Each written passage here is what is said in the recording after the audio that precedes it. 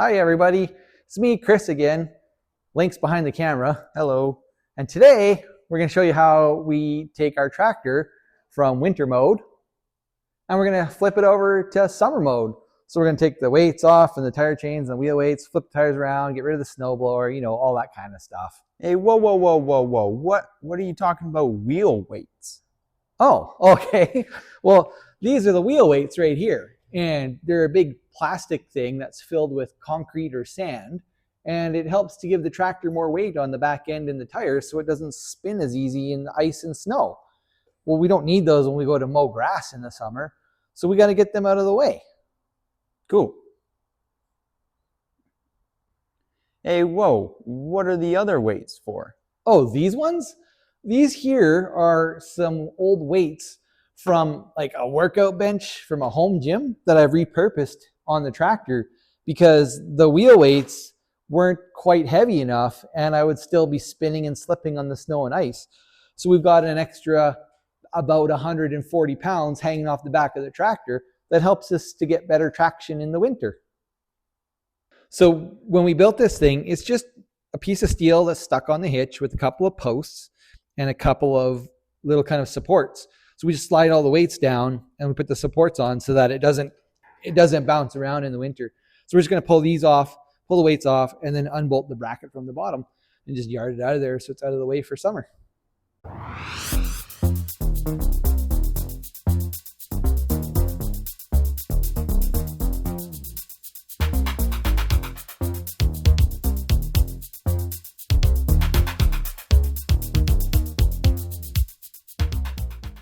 Okay, so next, to take these off, there's just two long threaded rods that go through the holes in the wheel.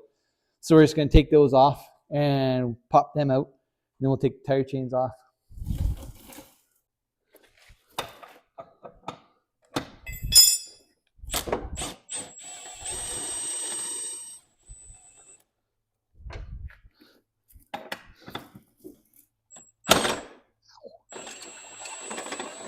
Ow. Okay, get the wrench for that one.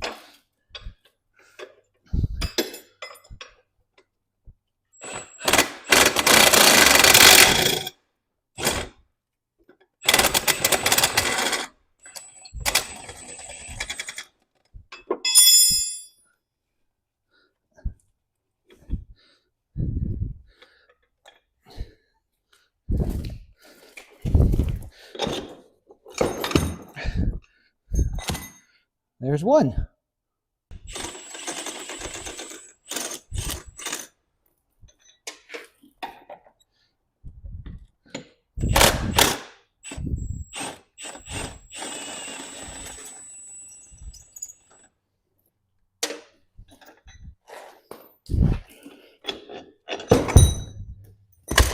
There's the other. So same as any other vehicle, when you go to jack it up, the tractor weighs like 1,000 pounds. So you have to be careful where you're lifting on. This rear differential housing, I think it's made out of aluminum. So I don't really want to jack that up. It might be strong enough, but we got a really solid part of the frame right here. And so I'm just going to jack it up on that frame. We just have to go up a little bit till the tire's off the ground. And the other thing is when you go to put the tire chains on in the winter, I find that it's really easy to just pull the valve core and let all the air out of the tire and then put the chains on and then air the tires back up. This gives you a lot more play, but as you can see, they've loosened up either over the winter or because the tires have leaked down a little bit of air. So we'll just pop the chains off. Really easy. Just kind of unhook this end on this outside of the tire. And then, I don't know if you can see right here, there's another hook. Unhook there. And that's it. One tire chain is off. Here's a good tip for you guys though. When you take your tire chains off, try to keep them in the right orientation. Because if these things get all twisted and thrown in a big pile, it's really difficult to get them to line up properly so the chains are straight when you go to put them on in the winter. So what I like to do is, the only thing we use these chains for is in the winter when we have the snowblower on. So I hang them right here on the drift cutters. and they never get twisted up, and I know where they are. All right, so since we've got it jacked up and the tire chain is off this side, we're going to flip this tire around to put it from skinny mode to fat mode. Whoa, but what do you mean by skinny mode and fat mode? It's a great question, son. So on these tractors, the offset on the wheels, or where the center of the wheel is that's bolted to the flange of the axle, is not perfectly in the middle of the tire, but it's actually offset. So in the winter time, we make sure that the tires are in skinny mode so they follow inside the track of the snowblower. Otherwise, they would be just chewing through the snow when you're trying to snowblow and clear a path. In the summertime, we like to flip them around to make the tractor as wide as possible so that when you're mowing the grass and we have some hills and stuff and you're on a bit of a side hill or on a lean, makes the tractor a lot more stable. Okay.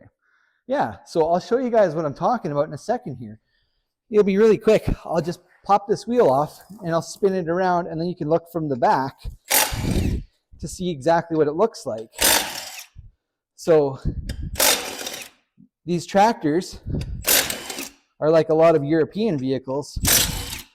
Actually, we use wheel bolts instead of studs and nuts. So can you see how there's a bit of a dish on that wheel there, Link? Yep. So this is the skinny mode. If we turn it around, now look at that dish is facing the wrong way. So we'll put that back on. I'll just put one on real quick. And then if you look from the back, buddy, you can see kind of how the tire lines up in reference to the fender. Here we go. So you can see how the fender and the tire lines up just kind of over center.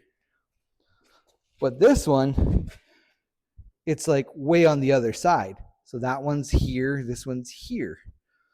Fat mode, skinny mode.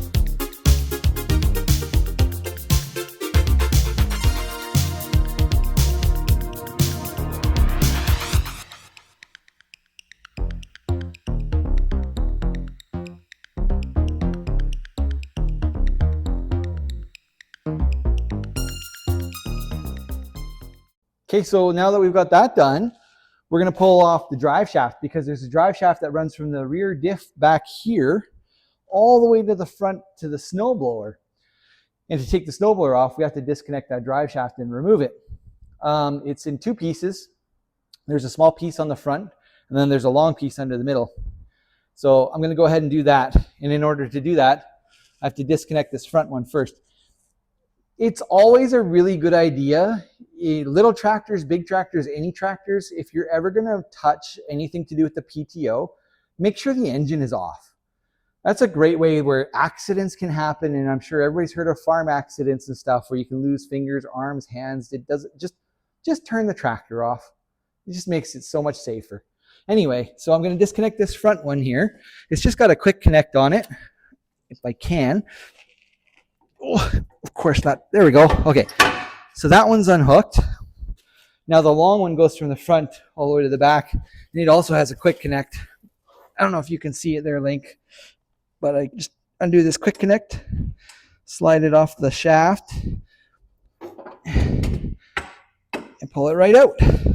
So again, what do you do with this thing? You don't want it laying in the mud or getting all rusty or anything like that. So for me,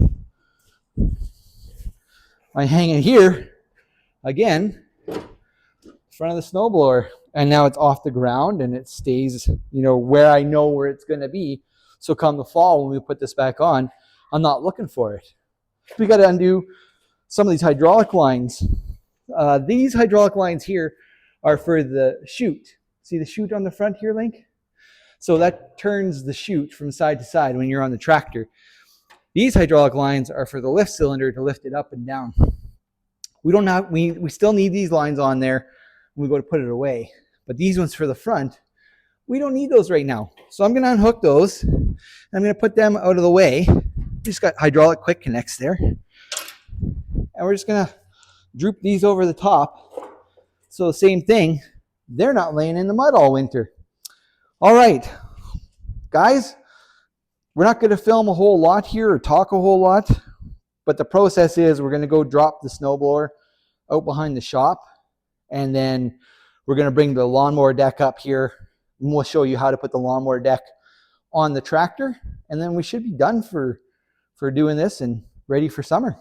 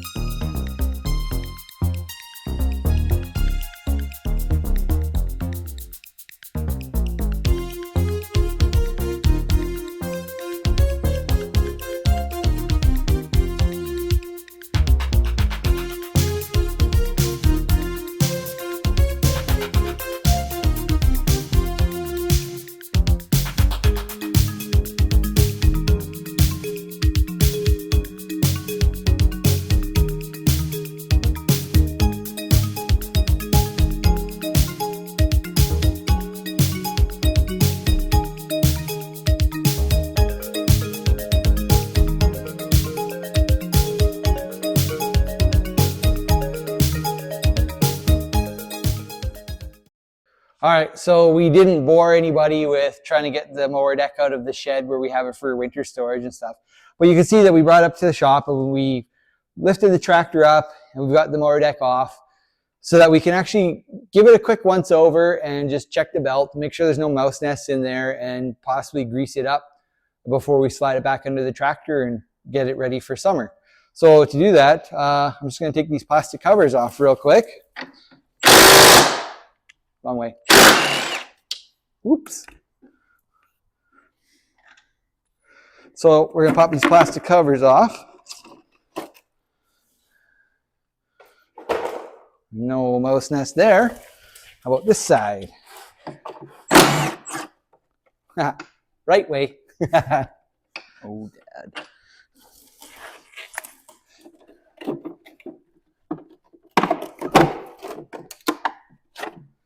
And no mouse nest there. Okay. So we're just going to look at the belt. Belt tensioner seems to be working okay.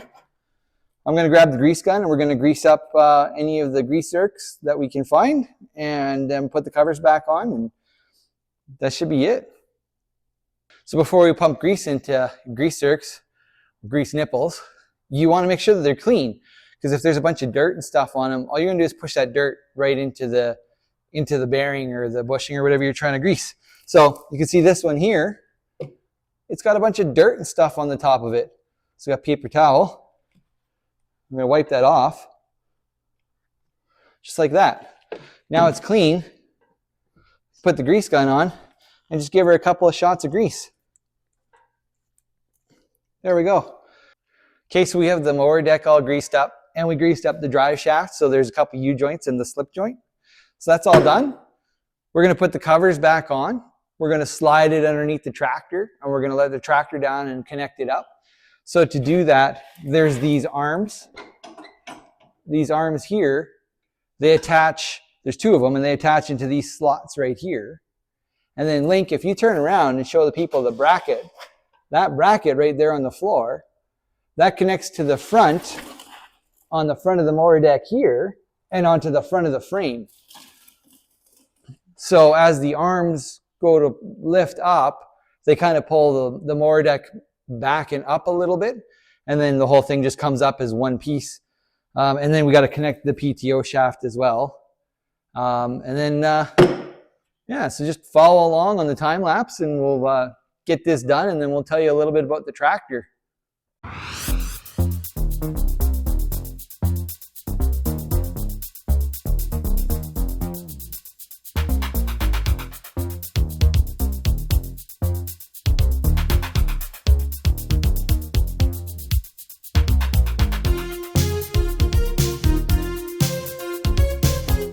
All right, so you guys are probably wondering, like, well, what kind of tractor is it? Well, it's green and yellow, so it's a John Deere, because we love John Deere. A lot of people say, oh, you're just paying for the color, you're just paying for the name. But I mean, honestly, after driving and running John Deere lawn tractors, like garden tractors like this, on the acreages for years, like at the old place and the new place, we've gone through a couple of them.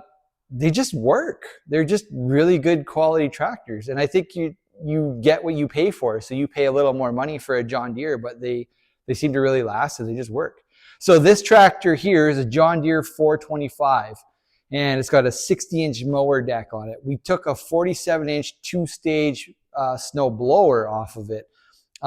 This thing was bought brand new by my parents in 1996, and it's got 999 hours on it. So it's got 1,000 hours on it, and we've never really had any major problems. Just, wear and tear with, I had to put a new seat on, or, the paint got faded, so we've polished the hood. I had one hydraulic line go.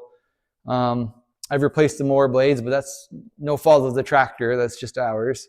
The one problem it did have was it's got a Kawasaki 20-horse liquid-cooled V-twin in it, and the camshaft decided to eat all of the plastic teeth on the gear, on the timing gear, and it destroyed the water pump in the process.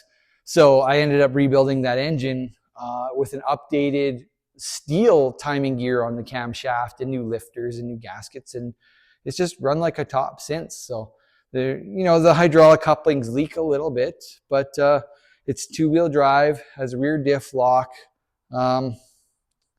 It just works. It's a great tractor, and we're really happy with it. Thanks for watching, guys. See you in the next one.